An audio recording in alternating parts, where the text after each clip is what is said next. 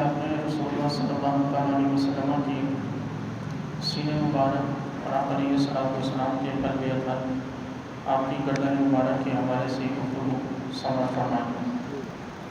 رسول اللہ صلی اللہ علیہ وسلم کے مبارک بدن یعنی آپ کے پیٹ مبارک کے حوالے سے روایات میں صبا البطنی و صدر کے الفاظ ہیں، یعنی آپ صلی اللہ علیہ وسلم کا سینہ مبارک اور پیٹ مبارک برابر اور ہموار تھے، یعنی نہ تو سینہ بہت زیادہ باہر کو نکلا ہوا اور پیٹ بہت زیادہ اندر کو کہ عجیب لگے،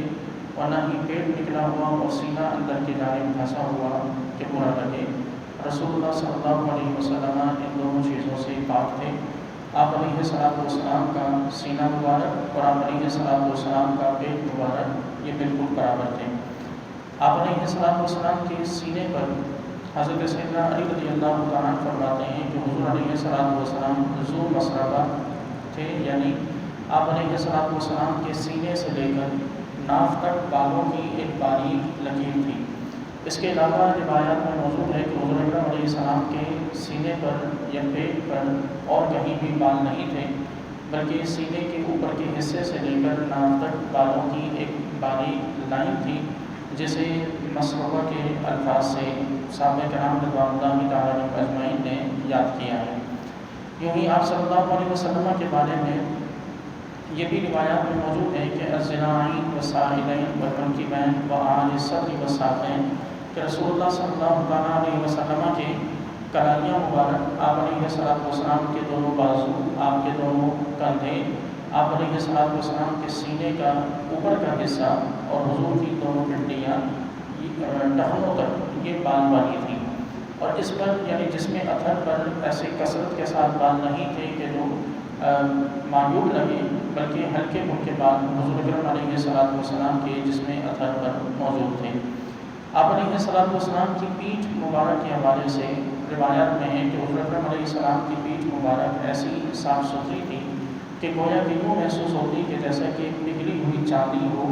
کہ جسے پگھلا کر ایک پشت مبارک تیار کی گئی ہو۔ آپ علیہ السلام کے دونوں کندھوں کے درمیان مہر نبوت تھی کہ جسے صحابہ کرام رضوان اللہ تعالیٰ عنہم اجمعین نے کئی صحابہ کرام نے ملاحظہ بھی فرمایا، اور اسے بعض صحابہ کرام کو چومنے کی سعادت بھی نصیب ہوئی۔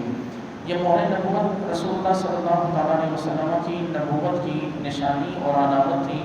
کہ جس کا ذکر گزشتہ آسمانی کتابوں میں بھی کیا گیا، اور رسول اللہ صلی اللہ علیہ وسلم کی پہچان کا ایک ذریعہ یہ مہر نبوت بتائی گئی۔ اس کے حوالے سے موجود ہے کہ یہ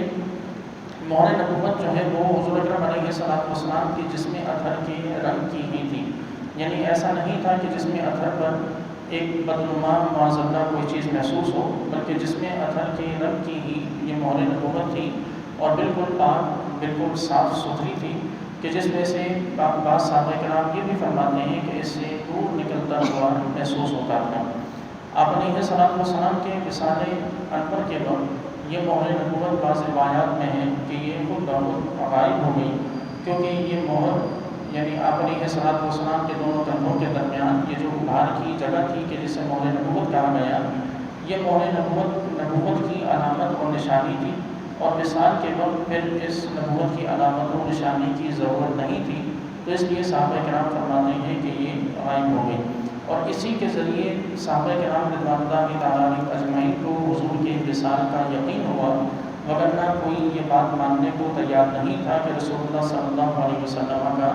وصال ہو چکا ہے۔ خالق کائنات سے دعا ہے کہ پروردگار ہم سب کو رسول اللہ صلی اللہ علیہ وسلم سے سچی محبت رکھنے اور حضور کے اسوہ حسنہ پر عمل کی توفیق عطا فرمائے۔ الحمدللہ رب العالمین والعاقبۃ للمتقین والصلاۃ والسلام